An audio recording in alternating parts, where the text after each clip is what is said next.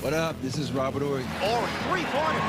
Buries it. You might know me as Big Shot Bob. To Horry for three. Oh, unbelievable. This guy is off the charts. So what's going on, Big Shot Bob? Robert Horry from downtown.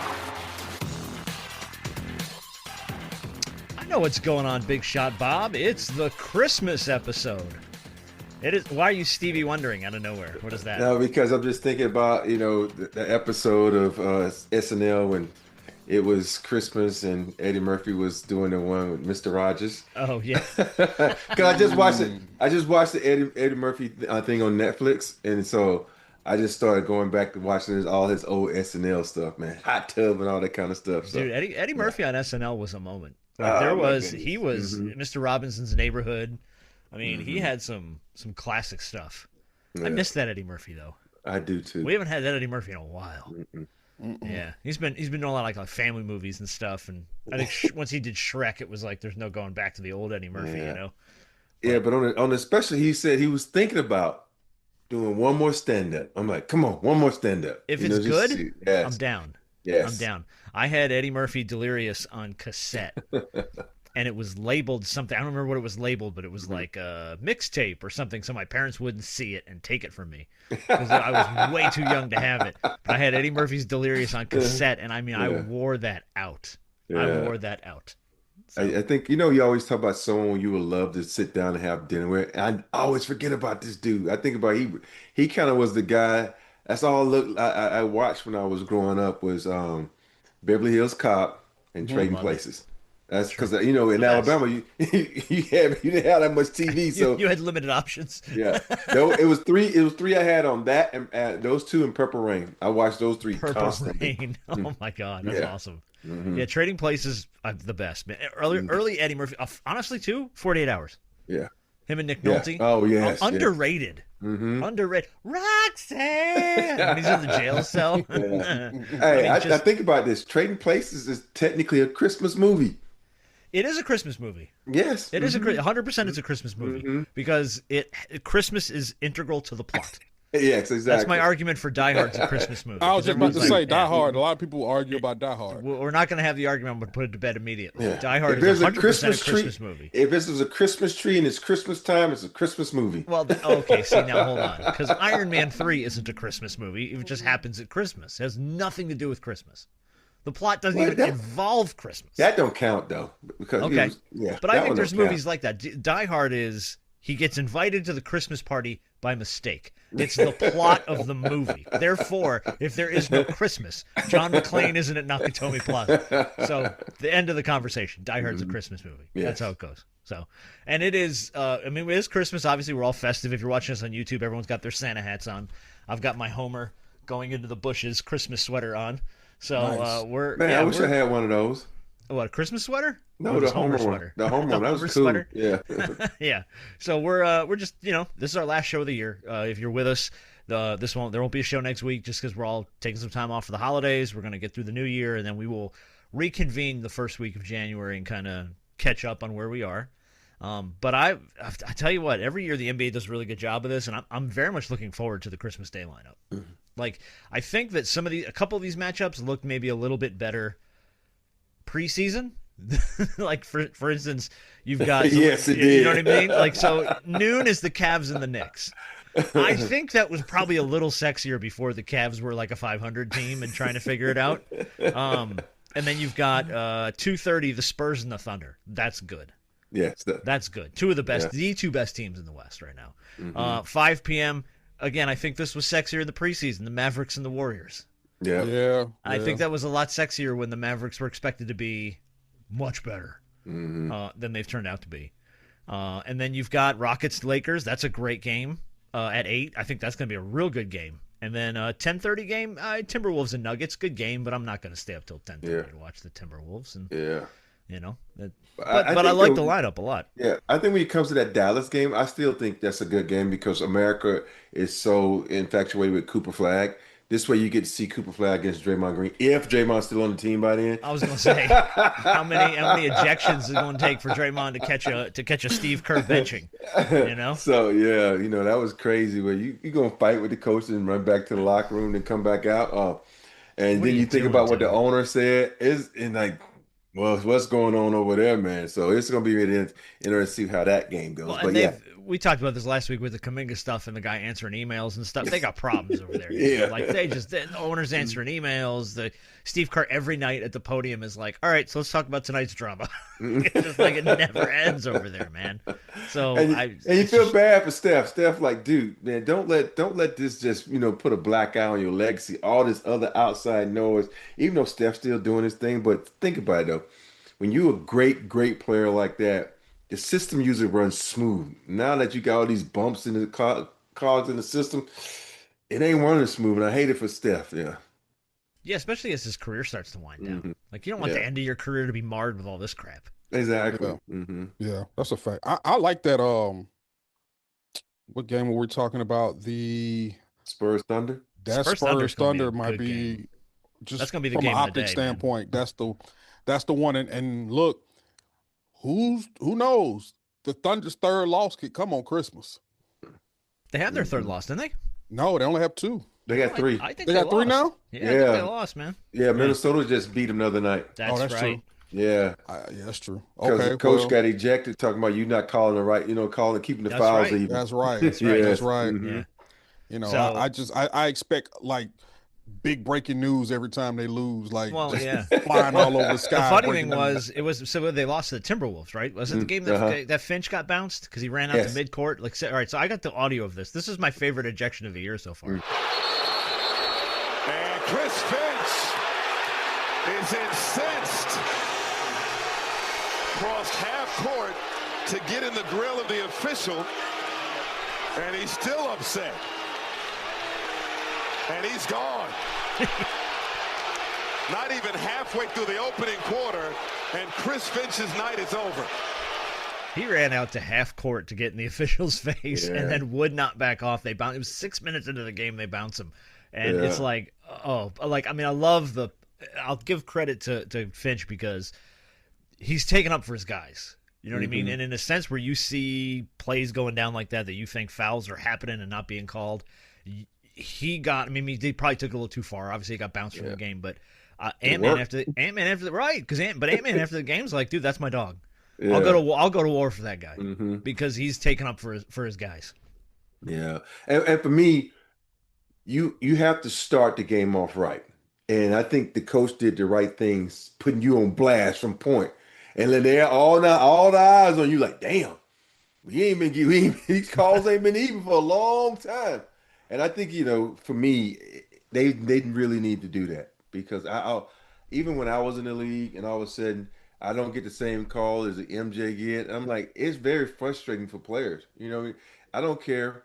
A foul is a foul. I don't give a damn who it is, and it should be. And that's what makes the game so great because everybody's held at a certain level, no regardless of what your status is. And that's why when I play alongside Shaq, and all you will hear is, and he wouldn't get the calls. I'm like, dude, it's a foul. Well, he's big enough to handle it. No, it's still a freaking foul. Not because I'm bigger and badder than everybody else. It's the same thing. So I like when a coach takes up for his teammates and let them know, hey, we ain't having that shit tonight. No. That ain't going down. Yeah.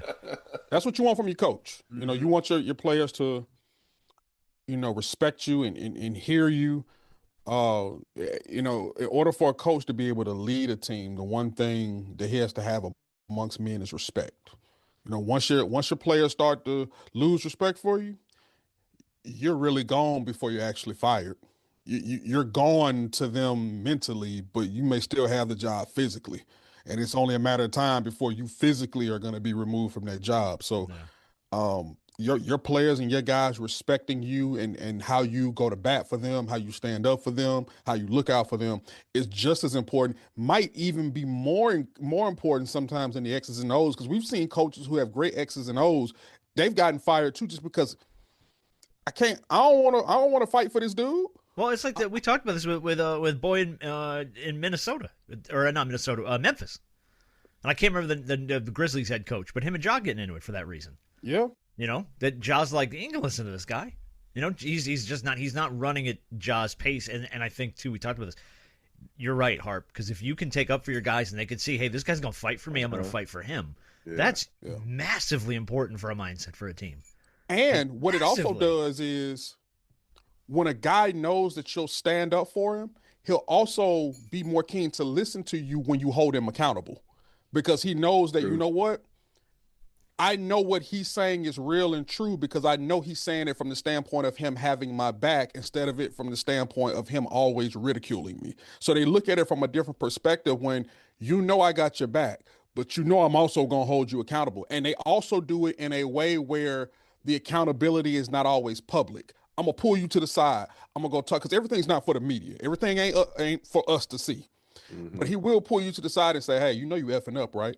I need you to get it together. But they can respect that because that's a guy that has my back, and he at least respects me enough to come to me, pull me to the side. And if he's going to grill me, he's going to grill me over here.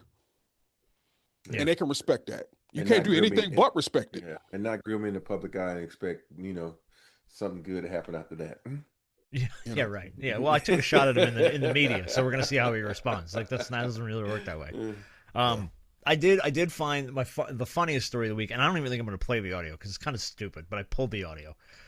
Was everybody running with this story about LeBron would rather be home on Christmas?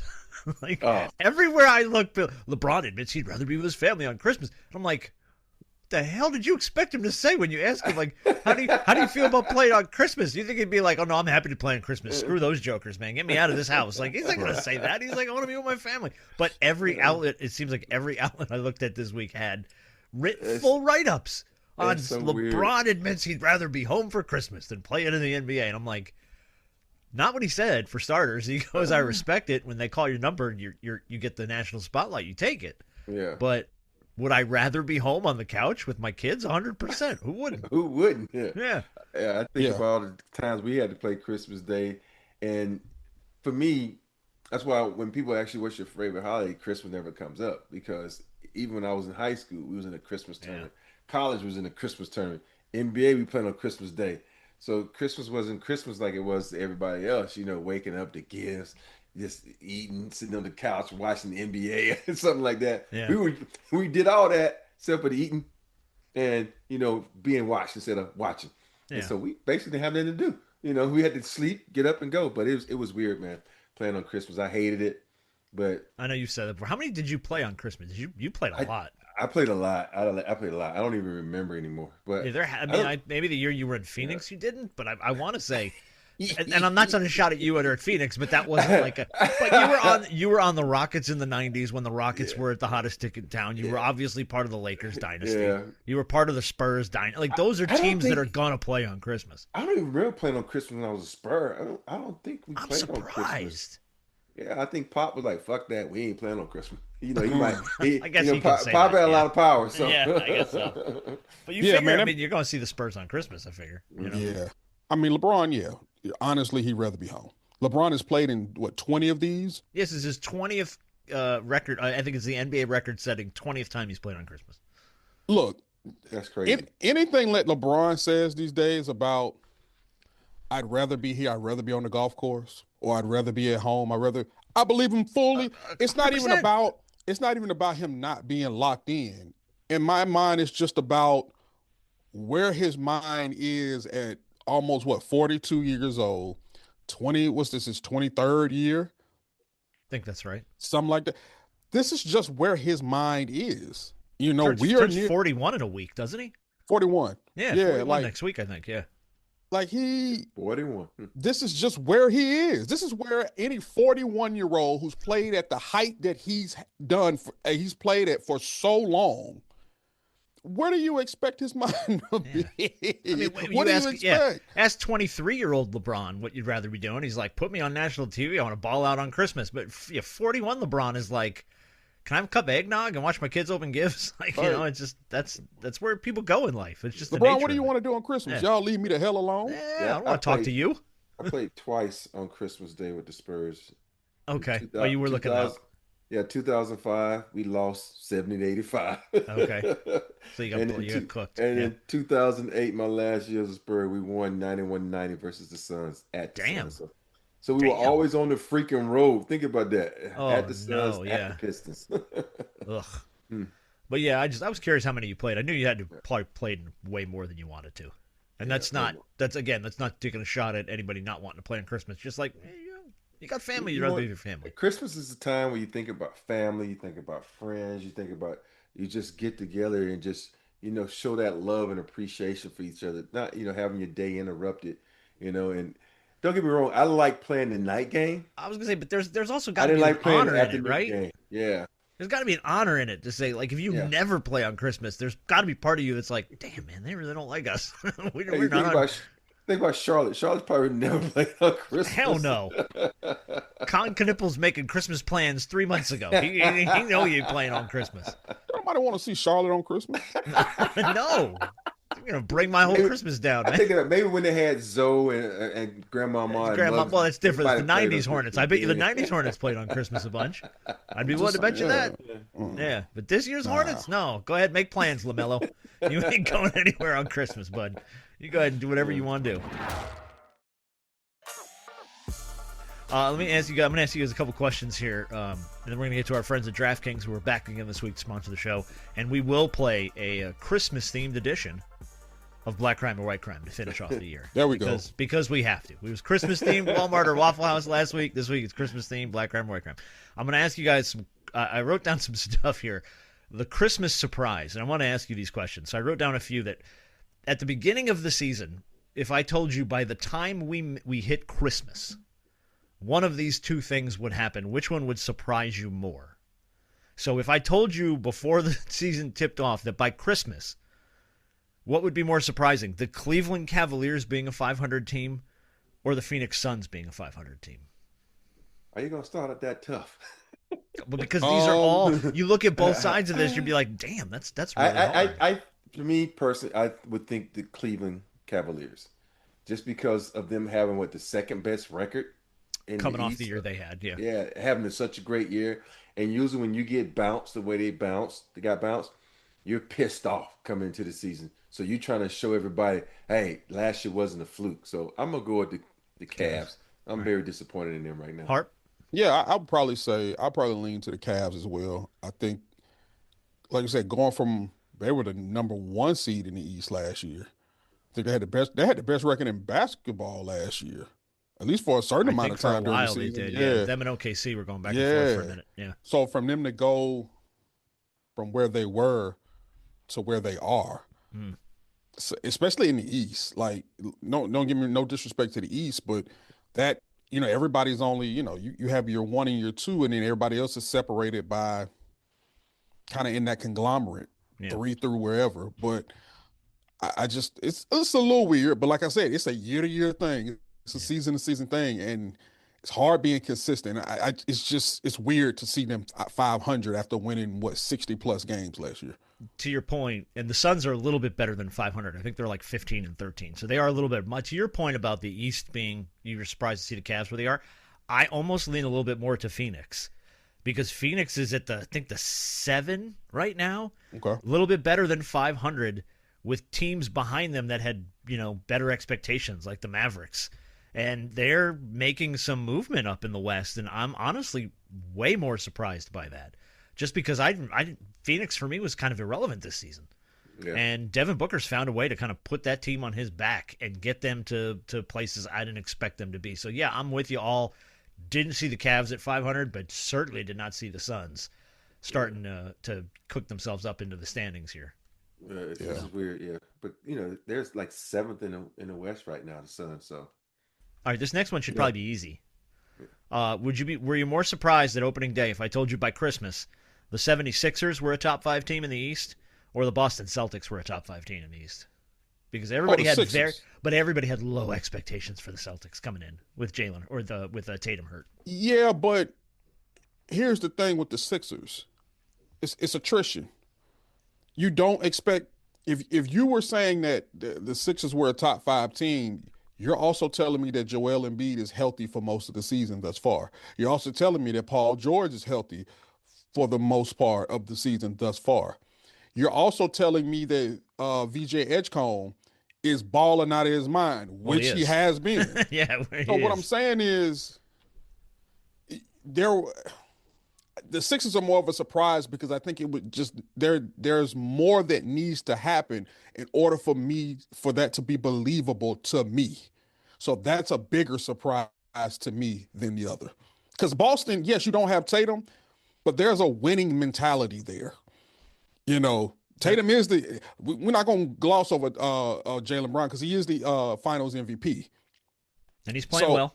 And he's playing really well. And they do have some other pieces there. So, yes, they're damaged. They're hurt big time without Tatum. But, my goodness, the Sixers being a top 5 in 10, boy, please. I'd have bet money I ain't got on that. First of all, I'm going to correct you on something. You talking about winning mentality. That's that organization. Hell, the Lakers they've been having winning mentality for years, and they had the first, second, third pick for about 8 years straight. Well, so you can watch that winning mentality. That's fine. So but Boston has won a title more recently than the Lakers. But I'm going with the Celtics on this one because because I always said if you look at this Sixers teams, they got talent, and I don't give a shit about him. I'm looking at what Maxi's doing. Maxi is a star of that team. He's carrying the team, but we go over to the Celtics. If you look at this crew, you take Jalen Brown, like this dude, the knock on him, he can't go left. He's been going left, even though he's been messing up a lot of jerseys going left. He doing and all this, but also, you think about it, they got rid of Porzingis. We forget about him, even though he was playing sparingly for them. JT is out, and for them to be winning like they are. Because I thought Derek White, I said, okay, we're gonna see if he can really play. Yeah. And he's kind of stepped up and he's played, but I still think the Celtics, the way they are and the way they put themselves, because I had them in a 8th or 9th seed, if that. Yeah, you had them way down. Yeah, I had them way down. But for them to be third. They're the 3rd seed in the East right now. A third, that's a shocker. 2 games, I think, back of the Knicks or something. Yeah. Yeah. So all right, I'm going with the Celtics on that one. Couple more. I'm going I'm going Sixers on that one with Harp. Would you be more surprised at the opening season if I told you by Christmas the Heat are pushing into the top 10 and setting in for a play-in spot, or the Portland Trailblazers are? Portland. I think everybody's going to say Portland on this one. I actually had the Heat, I think, in my play-in. I think I had them maybe 8th or 9th, but Portland, oh man, we couldn't sell them short fast enough, and right now they're right there on the edge. They're ahead of the Mavericks. So, is that coaching, or is that just they got better? Well, isn't their coach in jail? I'm just saying. I'm just saying. I'm not trying to be an ass, but but you think about it. Sometime when a coach goes out, a new voice comes in, especially with young guys. When young guys are losing, and you got the same coach preaching the same thing all the time, they kind of motherfucker, what you talking about? We still got a bad record, So they're not a great team now. Hold on, they're 12-17. No, they're but I'm 4-6 just saying in their last 10. Year. Yeah, they're better than yes, year. Yes, they are considerably better. So, all right, so I think everybody goes Portland there, huh? Mm-hmm. All right, easy. This one should also probably be easy. What would surprise you more by Christmas if I told you nobody the Clippers collapse or the Pacers collapse? You said the Clippers collapse or the Pacers? Or the Pacers collapse. Which would surprise you more if I said on opening day? Okay. Clippers. I think we're probably all going to end up going Clippers. Here's the thing with the Pacers. You lose what's my guy's name? Turner. 2 starters. No, not just Turner. Yeah, you lose Turner. You lose Miles Turner. And Halliburton's been hurt. And Halliburton's out with the. I expected them to. I thought they would take some steps back. I know, but I thought they would still have a little bit more fight than they do. Yeah. But the Clippers, you're telling me with James Harden, Kawhi Leonard, who's like I said, all bench team. Bradley Beal come on, dog. Come on, dog. Mm-hmm. Terrible. Like, I understand that you're in the West, but you're supposed to be one of those teams in the West that makes it the West, that makes it so difficult. And you're making it look like we need to throw y'all in the Eastern Conference for a season. They're tied for last place in the Western Conference. That's what I'm saying. You could have never told me that about the Clippers. As much as I despise them, objectively, you could have never told me that about the Clippers and made me believe that. That's a huge surprise just because of what you have. Yeah, I totally agree with that, especially when you got, new stadium, you get preparing for All-Star, you try to get all that excitement behind your team, and then you get this crap. But I also think about it, you added 2 of the oldest players in the league to your team, Chris Paul and Lopez, which made you even older. So it's like, well, then you sent Chris Paul home in his final year, and mm-hmm. I'll agree with you both. I think we all agree the Clippers are the bigger surprise.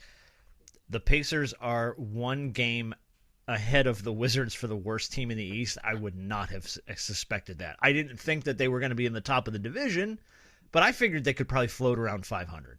Yeah. Like, realistically, at the start of the season, I was like, all right, Pacers are a 500, maybe a little bit less kind of team. They'll probably be in the mix for maybe the 9th or 10th spot in the play-in or something. But, no, they are borderline dead last in the East right now. Yeah, but when I say the Clippers have the third or fourth, how you want to look at, worst record in the NBA, that means bottom. Yeah. Yeah, terrible. Terrible. Yeah. Absolutely terrible. All right, last one. What would surprise you more opening day if I told you by Christmas Day the Spurs are sitting at the number 2 seed in the West or the Knicks at the 2 seed in the East? Which is more surprising at the start of the season? I'm going to say this. Now, this might be one of the toughest ones. I'm going to say the Spurs. Okay. I'm going to say the Spurs because as much of I think most of us had them making the playoffs. We did. But it's different between making the playoffs and then being one of the elite teams in your conference. They're not just going to make the playoffs. They are one of the teams who you're thinking about, could they give OKC some hell? You know what I'm saying? They're one of those teams that you're not just talking about, hey, they're a surprise, whoop-de-doo, congrats, most improved. Oh, no. They're just trying to shatter that most improved and being, oh, no, we're title contenders. Wemby ain't playing with nobody, and it ain't just Wemby. Those 4 guards that they have, Castle, Vassell, De'Aaron Fox, Dylan Harper, like I saw them the other night. I saw them out here at State Farm Arena. Wemby came off the bench, and they were cooking Atlanta. Mm-hmm. I'm talking about deep frying. That turkey came out cooked. And I'm sitting here like, anybody with any player on that team who got long hair or got dreads that's tied up, leave them alone. They dangerous. All of them that got hair are dangerous. All of them. Leave them alone. Stop playing with them. And then you got this doggone 7'6" monster that's coming off the bench, just casually walking on the floor, and he gives you 23 and 12 with a couple of blocks. Well-coached team. And a very deep team, especially at the guard position. So, I would have never thought the Spurs would be the number 2 team. Yeah. I just don't. But salute them. I agree. Just it's not because of the talent, it's because of everybody else. You think about Denver, you think about the Rockets, those 2 teams who was number 2 and number 3 last year. And I think they got better in the offseason. So that's why I'm looking at the Spurs. And then you throw in the fact that women missed a couple of games. De'Aaron Fox started the season on the bench, and then have that chemistry that they have is incredible. So I'm going with the Spurs because and in the Knicks, you got to think about Celtics got hurt, Sixers got a guy hurt, Cleveland Cavaliers was the only team that might be in the hell of them. Detroit Pistons playing out of their mind. And when it comes to the Knicks, it's a lot of injuries over there. So I said, okay, they might be 1 or 2, maybe, but for the Spurs to be 2 with the competition and talent that they have in the West, that's definitely the Spurs for me. I'm gonna be honest. And pardon me, I forget the head coach's name. Who? The Spurs. What's it like? Damn. But I get, a lot of people say, well, he has Wemby, whoop-de-woo.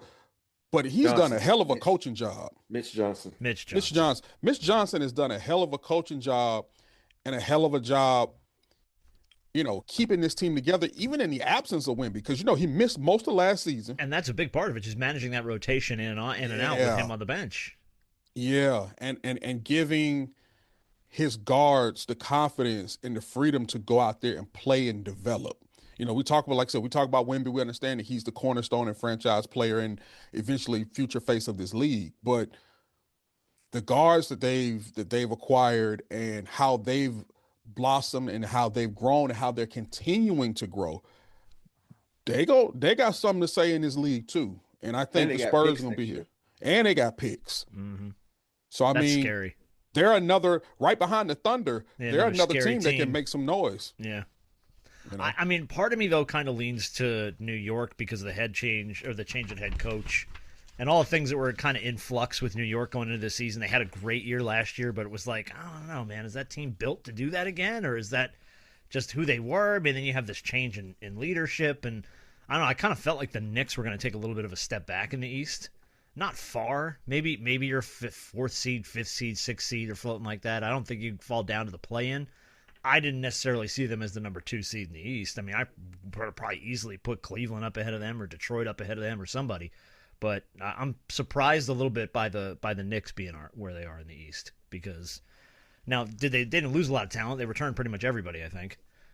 So you got to imagine, as long as they can continue what they did last year, but with that change in Mike Brown, I just didn't know, man. There's a lot of question marks for me around New York. And y'all know how I feel about Mike Brown. Well, yeah. You were like, whose offense is he going to steal? Yeah, the thing about it is, though, with the Knicks were right there last season. I forget, what were they, the 3rd or 4th seed? 3rd. I think they were the 3rd seed last year. Yeah. So, I mean, Cavs, Celtics, and Knicks. Yeah. So, I mean, a top 3 team in the East last year. They've improved even more. Obviously, you know, you can say what you want about Mike Brown, but they've stepped it up a notch for him, and now they're in the 2 seed. So they, at least, I would say, at least right there last season, they were right there. Mm-hmm. And they took a little step up. The Spurs, where were they last season? Fighting for a play-in spot? Not even close? I think they were down there 9th or 10th spot maybe. Did they get into the play-in last season?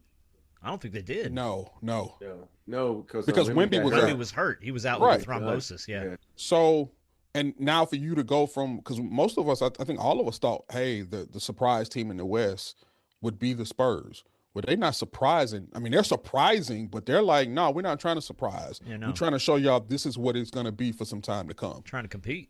Yeah, big time. All right, cool. All right, it was fun.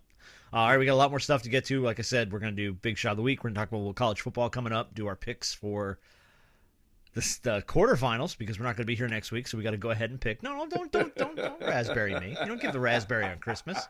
That's not how that works. Don't get the raspberry on Christmas. But I want to go ahead and offer up a little holiday treat for our friends, our listeners, people that have been with us for a long time, our friends at DraftKings. How about $200 in bonus bets when you bet $5 and win with our friends at DraftKings? So it's an extra $200 in your stocking that you can go, put up your props and do whatever, pick your games, do your parlays, whatever you want to do. That way, when the Stars decide to ball out this holiday season and you want to get in the game, you got somewhere to do it with DraftKings. DraftKings Sportsbook is an official betting partner of the NBA. And when you come to the NBA, you got to be official. Because, trust me, I know this. You have to be an official. It has your back with early exit. If your player goes down in the first half, you still get paid in cash. Cold hard cash. Download the DraftKings Sportsbook app and use code BigShotBob. That's code BigShotBob. New customers can bet $5 and get $200 in bonus bet. That's big. 5 for 20. 5 for 200. That is. Yeah, bonus bets. Nice. If your bets win. In partnership with the DraftKings. In partnership with the DraftKings. In partnership. That's the big thing. The crown is yours. Love DraftKings. And yeah, that's all. Don't sleep on any of that stuff. By the way, early exit's awesome. So if you put a bet in on a player and they go down in the first half, you're like, I'm gonna go ahead and cash out. I'm gonna go ahead and cash out for the second half. Legal stuff here. It's great. Love DraftKings. Thank you for their continued sponsorship of the show, by the way. They're a big friend and partner. Again, that code is Big Shot Bob. Gambling problem? Call 1-800-GAMBLER. In New York, call 877-8-HOPE-NY or text HOPE-NY 467-369. In Connecticut, help's available for problem gambling. Call 888-789-7777 or visit ccpg.org. Please play responsibly on behalf of Boot Hill Casino and Resort in Kansas. Pass-through of per wager tax may apply in Illinois. 21 plus, and eligibility varies by jurisdiction. Void in Ontario. Restrictions apply. Bet must win to receive bonus bets, which expire in 7 days. Minimum odds required. For additional terms and responsible gambling resources, visit dkng.co/audio. And this is a limited time offer. All right, I want to talk about this briefly. I don't want to get too far into it because I don't know. It involves you. It involves Robert Horry. I'm talking about floppers and foul chasers. Oh, which one am I? You made headlines this week. You and James had some stuff to say.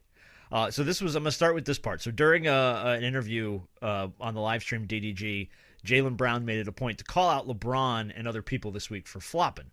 And his quote was, "The difference between drawing a foul and them flopping is acting like you got hit and you didn't get hit. Everybody does it. A lot of offensive players do it around the league. And he mentioned a bunch of people by name. Shai Gilgeous-Alexander, Joel Embiid, James Harden, Nikola Jokic, and Luca Dončić. Now, you and James, I guess, got asked about some form of this during one of the post games about Luca foul hunting.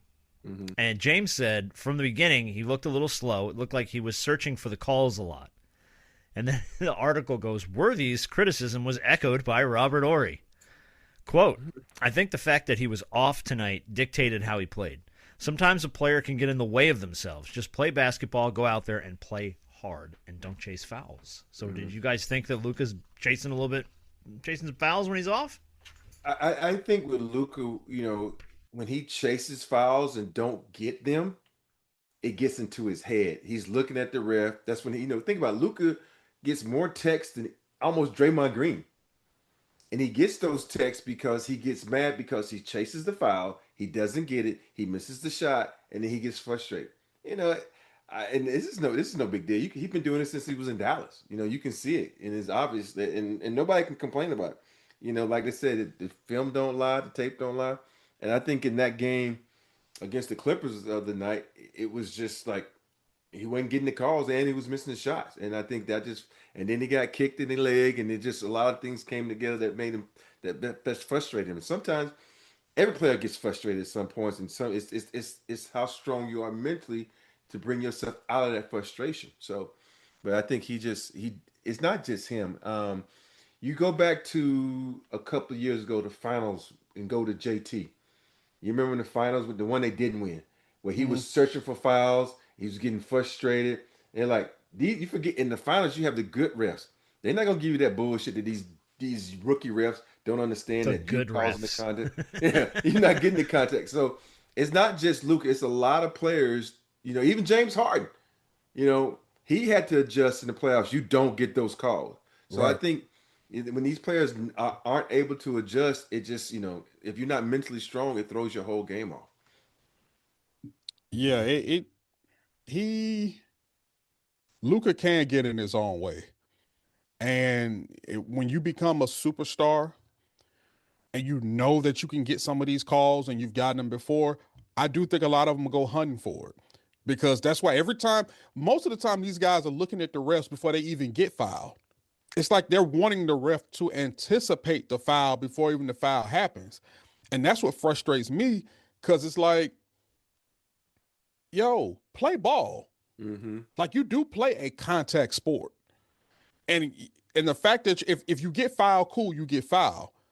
But if you don't, stop anticipating the foul to bail you out. Sometimes you got some of these stars that anticipate a foul to bail them out of their bad shot selection, things they shouldn't be doing. And now you're looking at the ref like, oh, he should have called. I'm like, no, you shouldn't have taken that shot. And you hoping that people don't recognize it. Mm-hmm. I can even still recognize it even when a ref bails you out. I'm like, all right, the ref helped him out on that one, but he shouldn't have taken that stupid shot. And I think that's what it is. It's kind of, I need you to cover up my BS. I'm like, no, bro, be smarter with the ball and stop taking bad shots because you know you can, because you're putting your team in a bad situation. So, yeah, I think he hunts for it, and I think that's one of the things he has to learn and has to work on as well. Because Luka, as dynamic as he is, and we've seen him be Superman a lot of times throughout his career, but there are other times where I watched him, I'm like, hey, man, you can get the hell up off the floor too. Well, and my frustration, I agree with both of you, but my frustration is this isn't a Luca Dončić problem. This is an NBA problem. True. This happens across the league. Mm-hmm. So to even isolate one or two guys, now the flopping thing, I get where Jalen's coming from. Like, there's guys that have been blatant over the years with, and I really do like LeBron James. LeBron has gotten some really bad ones over the years. So, like, I get it. I really understand what he's saying. But in the same heartbeat, man, dude, he does it too. You're like you said, Harp, you're going to the basket, and before you're even getting your shot off, you got an eye over your shoulder looking for the ref going, is he in a position to make a call when I get fouled here? All those guys do that. And especially the dynamic scorers in the league. They do it the most because they're consistently heading to the basket. They're consistently trying to cut through traffic, and they're always looking for a foul. They're always looking for a random, that was enough. Send them to the line. And the problem is the game has kind of sort of like retrofitted itself to fit that dialogue for those guys. Like they like you said, Rob, in the finals you don't get those calls because you got the good refs. But when you're in the regular season, your game kind of leans in the direction of, okay, I'm going to get fouled more often than not. So let's see how many of these are actually going to go my way. And it's for me, it's a league-wide problem. So it's unfair almost to call out people and go, oh, well, this guy does it. Well, shit, every guy does it. Yeah, you said, but every guy doesn't get the call though. No, they don't. But they all do the same thing. Yeah, and they all hope that they elevate their game to a point where they're gonna get the call. Right. And the dynamic scorers and the superstars do it because they know more often than not they're gonna get the call. Get the call. Yeah, because like when I was watching the Lakers Jazz game the other night, the little guard who I can't think, he's probably gonna get the most improved, so I should remember his name. I don't remember his name. He was just coming. He was smaller than everybody on the court, and he was coming down, just jumping into you, and the ref was going foul. I'm like, what the hell, man? That's not a foul. And then another guy that they have, when the guy came from USC, he's a rookie.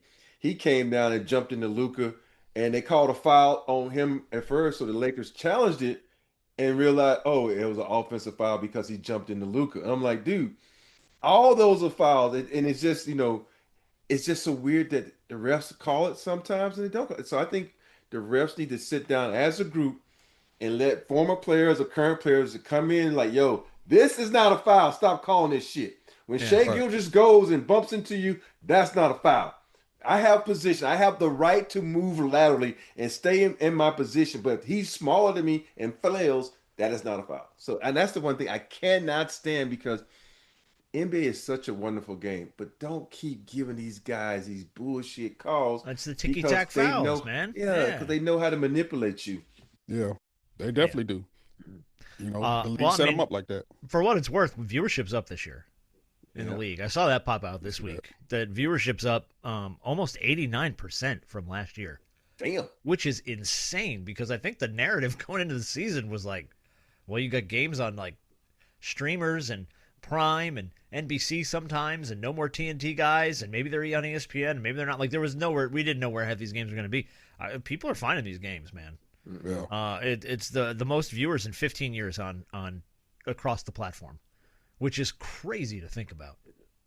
But it's up. People are finding the NBA. People like it. People I think still ride with this league. I think it's because of the rise and the surprise of a lot of these teams. Like the Spurs being as good as they are has helped that, you know, and the story not just being Wemby, but being that entire team. The Sixers having some form of life. Yeah, and a big market. Those markets the where Knicks being good again. Yeah, where you kind of thought for a little bit of time these markets have kind of been, but now they're actually doing their thing. The Lakers are carrying LA because Lord knows the Clippers ain't helping ratings out there. I'm sure. Right. And even, I mean, as bad as they've been because of injury, even the Mavs, like with Cooper Flag. They've had a lot of national games, man. Yeah, it's just it's so many storylines, so many young guys who are going to become stars really soon and eventually become superstars that a lot of people have to look forward to. I think that's what's caused, obviously, the rise in the league. And I also think that OKC, most of the times when you have these dominant teams, people hate them. Like, people hate it. There was some likability about Golden State, but people hated Golden State. Oh, sure.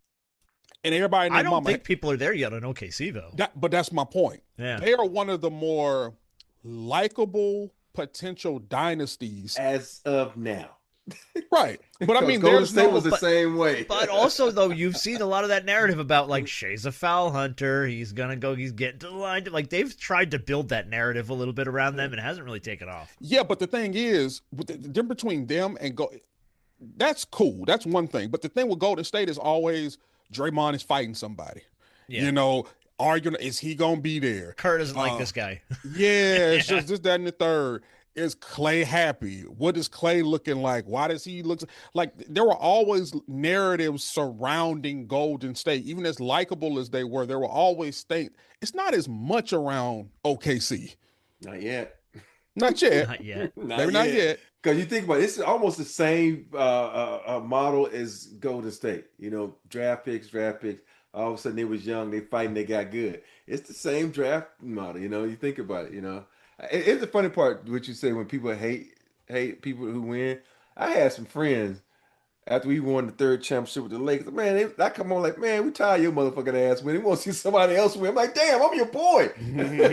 Ice me out. What did I do? Somebody else win. I'm like, wow. Man, the Kings should have won that year, man. I don't know how y'all won that bullshit, man. I'm like, dang. But it goes to show you people want to see some change sometimes. But too, that was the Lakers. Yeah. You know what I mean? Like that's just it too. It's to Harp's point. The Lakers are one of those teams that America loves to malign and hate because they're so popular and they're always traditionally very good. So like when you guys were on that run, I think people like loved the dynamic of that team because that team was, God, that team was so dominant. For like 3-4 years, you guys were like borderline untouchable.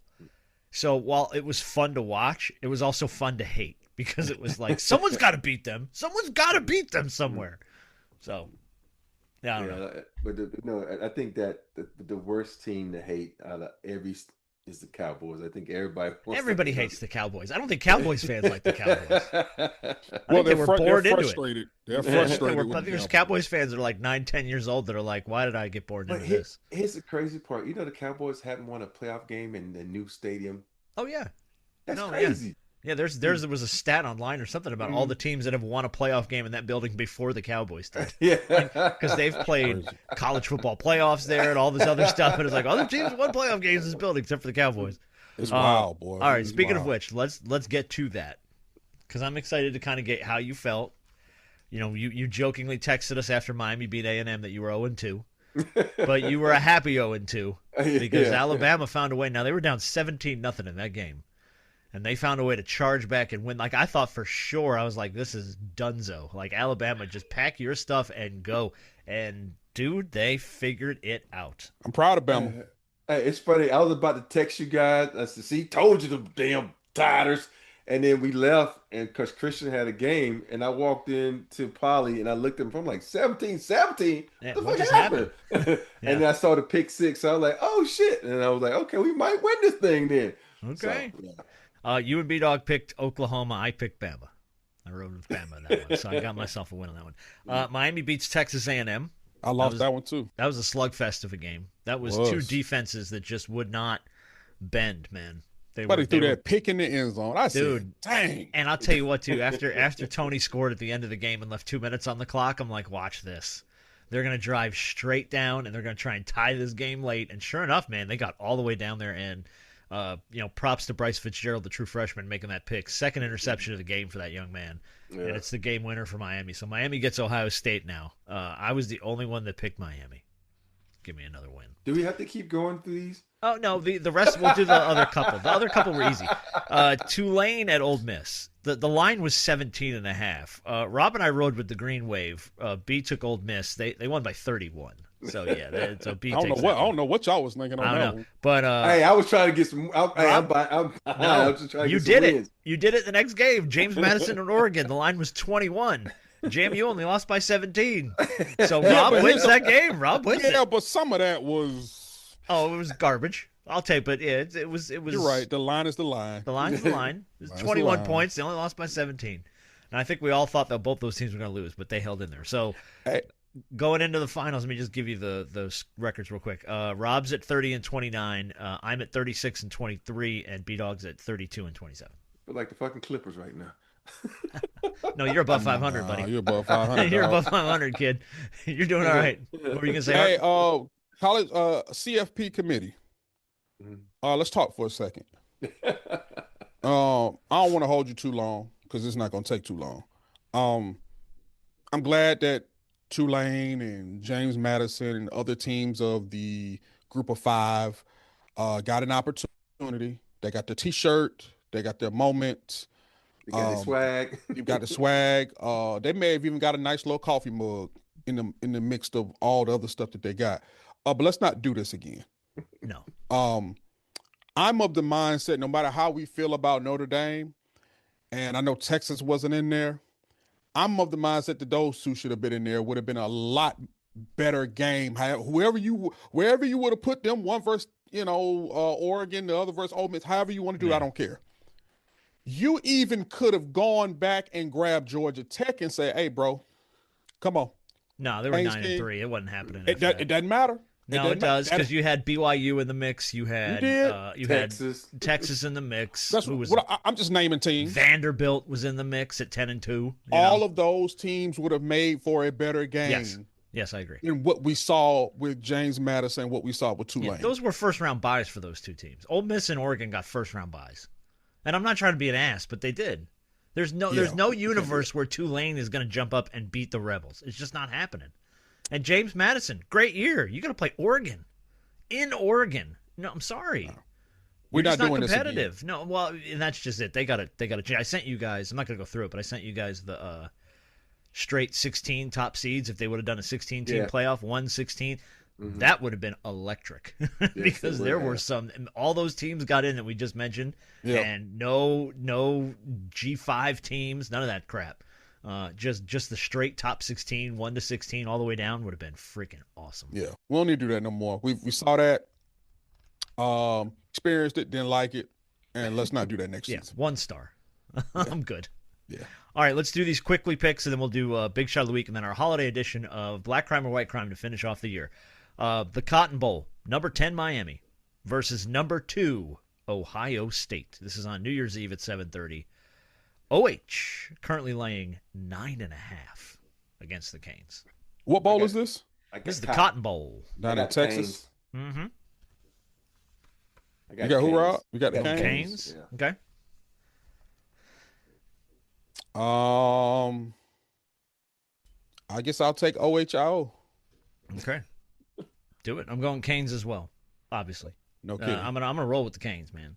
I'll tell you what, the Canes left like 17 points on the field at Texas Tech. They missed like 3 field goals. Yeah. They should have had a couple of touchdowns. Like, they left points on the field. I'll say this about the Texas Canes. A&M. Seeing them do well means we get to see the camera pan over to Michael Irvin act a fool. So I'm like always a maniac on all fours, licking the floor, the ground. Like, what a psychopath. I love him. He kissed Mario Cristobal after the game. Cristobal's like, get this the hell off of me.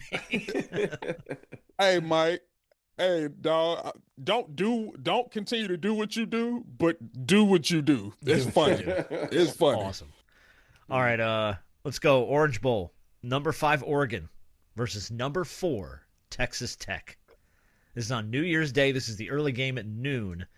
Right now, the line's only Oregon 1.5. So this is pretty much a pick'em game.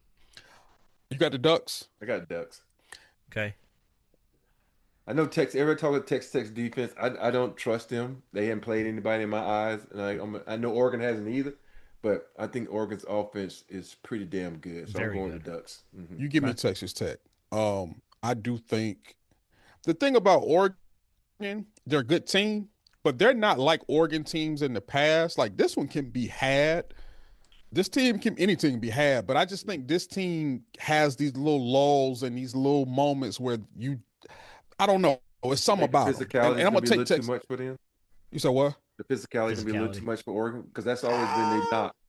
Maybe a little bit. I just think this is Texas Tech has kind of taken this thing by storm, and I think they are as advertised. So I'm going to take Texas Tech.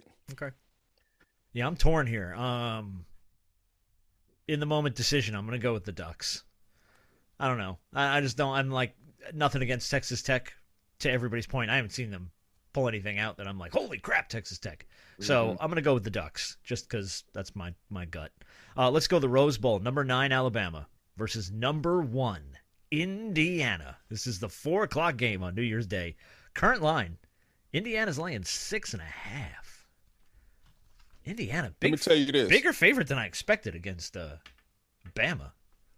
I'm going to say this. Well, I can understand that. Because outside of that last game, Bama wasn't Bama. I'm going to say this, and this is going to lean into my pick. The winner of this game comes to Atlanta for the semifinal game, which is the Chick-fil-A Peach Bowl.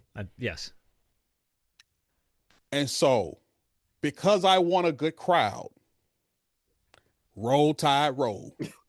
Roll tide roll. I am taking the Tide in the upset. Okay. It really ain't gonna be no upset because we the Tide, dude. More national championships than everybody. Oh, don't do this now. I'm going with Bama. Only reason I'm going with Bama is because you know how you go through that period of time where you fucking just sucks, and all of a sudden you have that moment where you knock the rust off and you start shining again. I think coming back in that game is making them shine again. I think, I'm taking Bama. I feel like they've knocked that whatever that was, that monkey off their back, and now they can free flow. So I'm taking the Tide. Roll Tide, Okay. roll. And this is no disrespect to Indiana, but still. I'm gonna go Tide.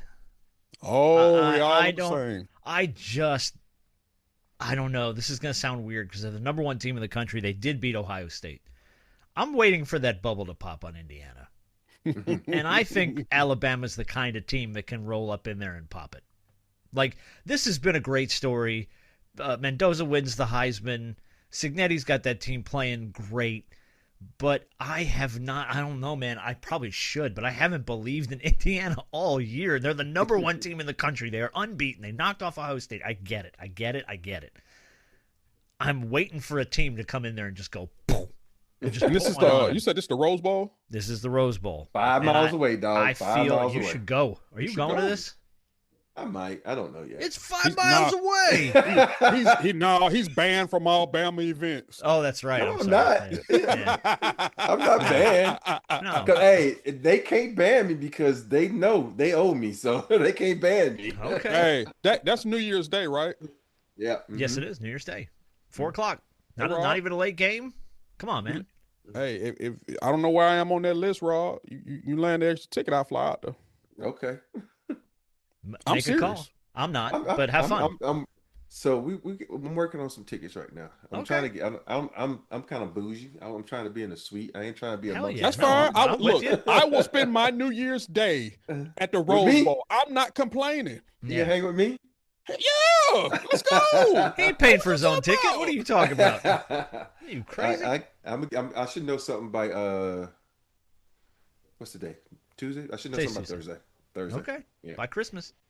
Merry Christmas, Harper. Get yourself a Let's plane get it. ticket. Yes, Get sir. after it. All right, so we're all going Alabama that one. All right, last game to pick. The Sugar Bowl, number 6 Ole Miss versus number 3 Georgia. This is the night game on New Year's Day, 8 o'clock. Georgia's currently a 7-point favorite. Hey, where's that commercial when you sick of dogs? You know the one he barks at his boss? Yeah. I shouldn't have barked at my boss. Yeah. Yeah. I'm going with the dogs. Okay. Sugar Bowl. Touchdown favorite. Yeah, Ole Miss was up against Georgia in that game They were earlier and in the year. Georgia had to fight back. and they still lost it. They did. And that's when they were at the peak of their powers. And obviously, when you have Lane Kiffin there, that makes the difference. You don't have Lane Kiffin anymore. I think I just don't. You know how they say it's hard to beat the same team in the season twice. Georgia gonna beat them twice. This ain't gonna be. This is not Alabama, Oklahoma, and this is not any other situation. Tulane, Ole Miss. Yeah, this is a team that you're playing a second time, and I think they will beat them a second time. I don't think it's gonna be easy, but I think they'll still beat Ole Miss because Georgia's rolling. Okay. They're rolling. I'm gonna go Ole Miss, not to win the game, but to cover. What's the line? 7. It's a touchdown. I think there's a shot that Ole Miss keeps this to a field goal, or a 6-point game, or even maybe you push and you get a straight 7-point win. But I don't necessarily see Georgia. Maybe they're a 10-point win, but I mean, even though Georgia's playing out of their mind right now, I don't necessarily see Georgia coming in there and putting up, a 3-touchdown lead on Ole Miss. I think Ole Miss is too good. They are upset. They feel like they got a lot to prove. Mm-hmm. And when they had the opportunity to put their foot down on Tulane, they did it. Now I get it. It's Tulane, but they beat them by 31 to make a statement. So I don't think they're going to waltz into this game and get rolled by the dogs. I think this is going to be a fist fight. So I think Georgia can win this game, but I'm going to go with Ole Miss to cover. You know what? And I think with this being in New Orleans, Yeah. this is a split crowd because Mississippi is right there. Yeah. Mississippi is right there. Now, Georgia both fans these teams travel travel. everywhere. Both these teams travel. But Ole Miss ain't got to travel far. Nope. So is the Ole Miss?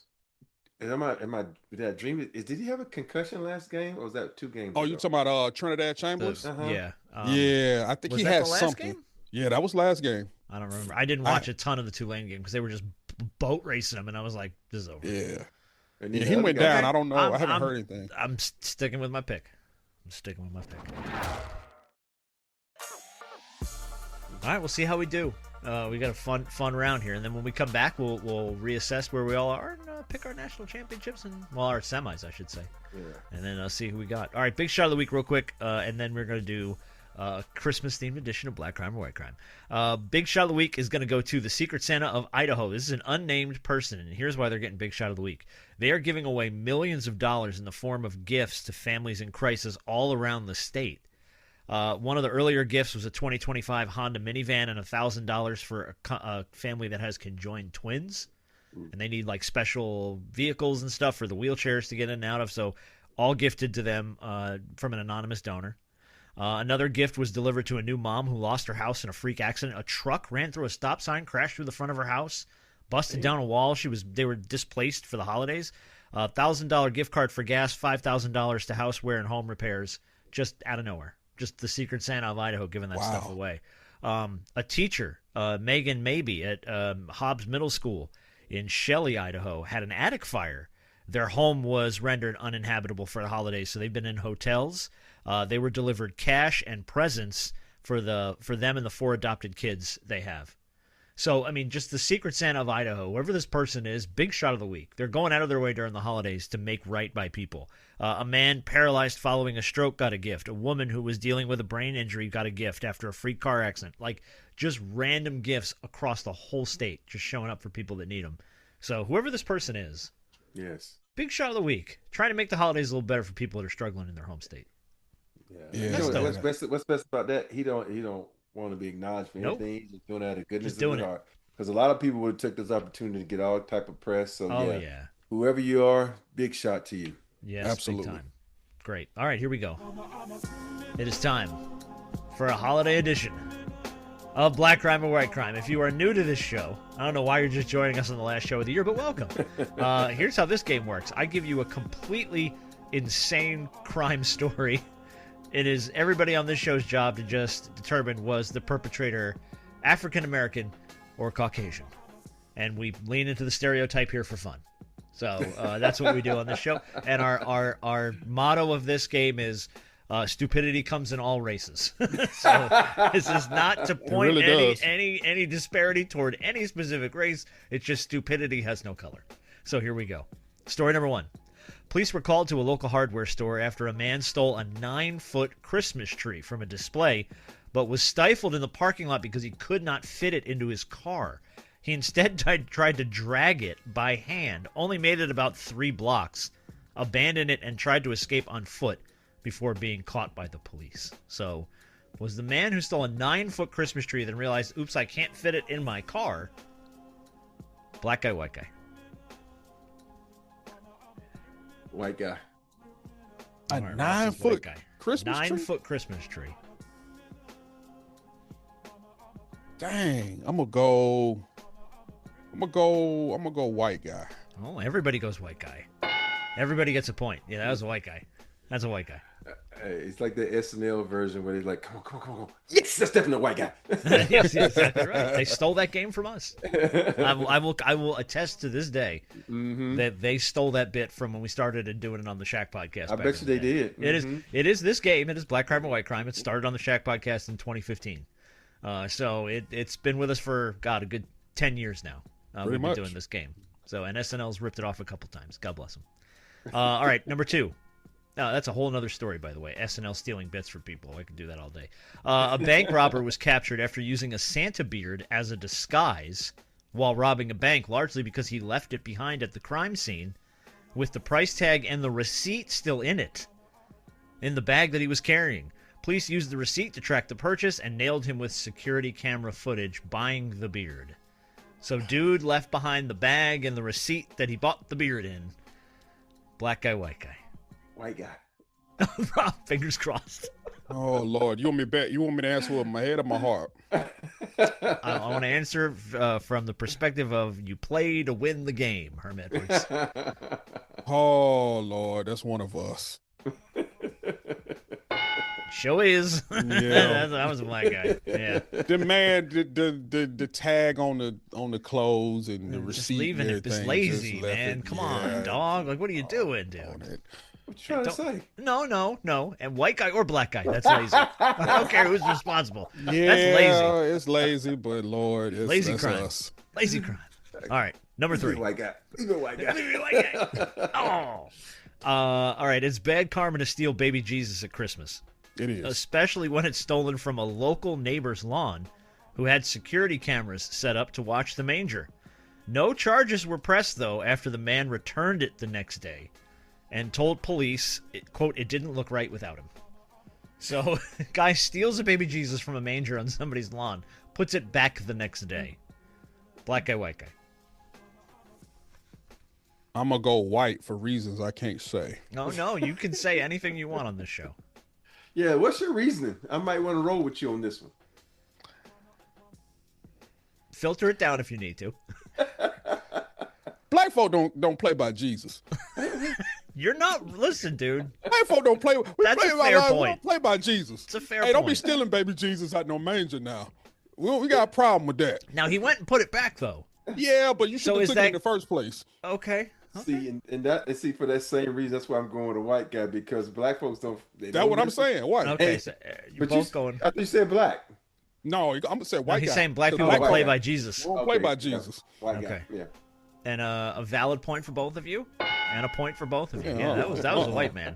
You gonna put That's a white man. baby Jesus back in that manger. Well, that's just it too. Somebody got him. Whoever it was like, you put that baby Jesus back. You put that baby Jesus back. All right, story number 4. Santa gets into a lot of houses around Christmas time, but instead this time it was a drunk man who actually broke into the wrong house because of the Christmas lights out front. He was telling police when they arrived, "My house also has reindeer." And the homeowner did not press charges. The man was sent home. Broke into the wrong house because the Christmas lights looked like his. Black guy or white guy? I'll go with black guy. Come on. White. Oh, split decision. The point. Brandon Harper. That was a white man. Yeah, drunken white man. Someone was telling me, yeah. Well, here's the deal. If you try to get in your house and the key doesn't work, at what point do you decide I'm going to break in because this is definitely my house? Like, take a minute and reassess the situation. Maybe Yeah. I'm not in the right spot, but Yeah. you're trying to rationalize drunk behavior, so good luck to you. All right, neighbors called police after a man stole a large inflatable snowman from their lawn, but instead got stuck carrying it as he was trying to escape. He was caught after the inflatable snowman began deflating mid-escape. That'd be some Caught funny on shit. security camera, called the cops, and he's dragging it down the street while it's deflating. Guy who stole a giant inflatable snowman. Black guy, white guy. White guy. Inflatable snowman. White guy. Okay, everybody goes white guy. That was black man. That was black man. I don't know where he was going with that Santa, but What was his or name? Jamal? it didn't have his name in the story. I apologize. No, that's just part of it though. If I start giving you names, this game's gonna go straight Yeah, to it hell. kind of, you know what I yeah, it mean? will, yeah. Kyle. Okay, well I know who that is. Cal Kuzma? Yeah, exactly right. Certain names can kind of go either way, but a lot of I these guess names that's true. Yeah, cannot. yeah. Usually they can sniff them out. Hey, All what right, if they said Robert? Oh, We got 2 Roberts here. right so- here. I'm looking at the 2 of us. Good luck to you. Roll the dice. It was a black guy. All right, story number 6. 3 to go. Police responded to an alarm at a local store after a man broke in hours after the store had closed to steal wrapping paper. According to security footage, he made off with about $15 in wrapping paper, but caused about $2,000 in damage breaking into the store. He was not caught, but his picture was released. It was a gentleman who broke into the store to steal $15 worth of wrapping paper. Black guy or white guy? He hasn't been caught? Has not been caught. White guy. They would put his picture out. He's white guy. He ain't been caught, $15. White guy. $15 worth of wrapping paper. Yeah, Rob's going white guy. I'm gonna go black guy. Oh, and the point goes to Robert Horry. It was a white guy. Yeah, good job. Hey, the key there hadn't been caught, Art. Oh.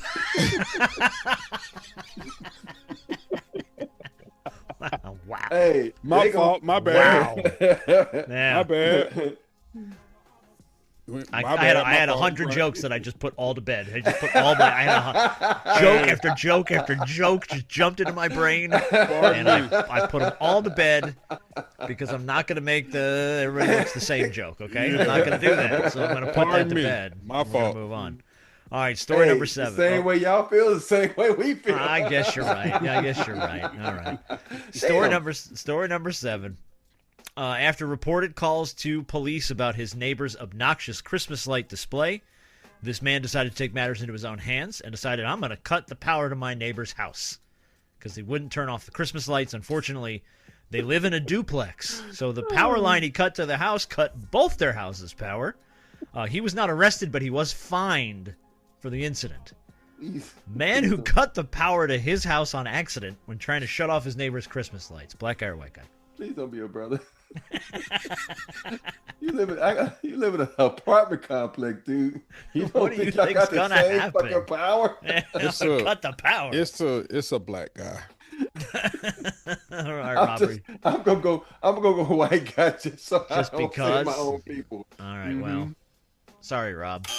Yeah, it's a black guy. Because Yeah. I can really I see. can see it. Sometimes with And sometimes it with probably our happened in Atlanta frustration, too. sometimes with our frustration, we don't know that in trying to inflict damage to you, we end up inflicting damage to ourselves. Now both of y'all ain't got no power. I accidentally cut my own power. Oops. All right, last story. Let's see here. This thief decided to use Facebook Marketplace to sell items he had stolen from someone's home only hours earlier. How do you catch him?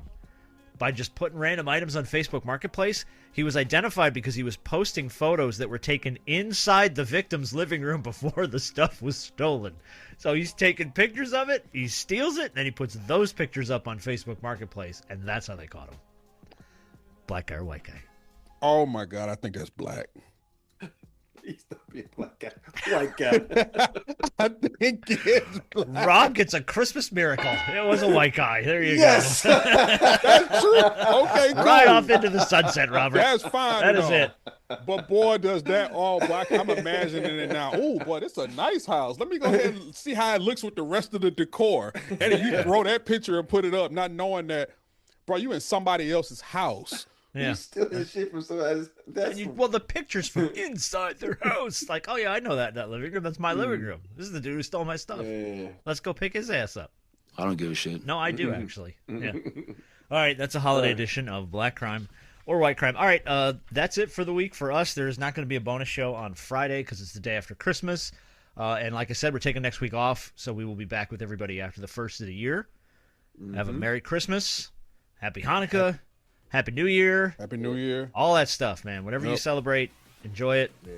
We appreciate you guys very much for More rolling with our show. importantly, more importantly, be safe and be kind to one another because that's Yes. so important around the holiday because there's a lot of rushing and a lot of panicking because we hadn't gotten gifts. But still respect one another and love one another. There you Love go. that. All right. See you guys later. Merry Christmas, All right. everybody.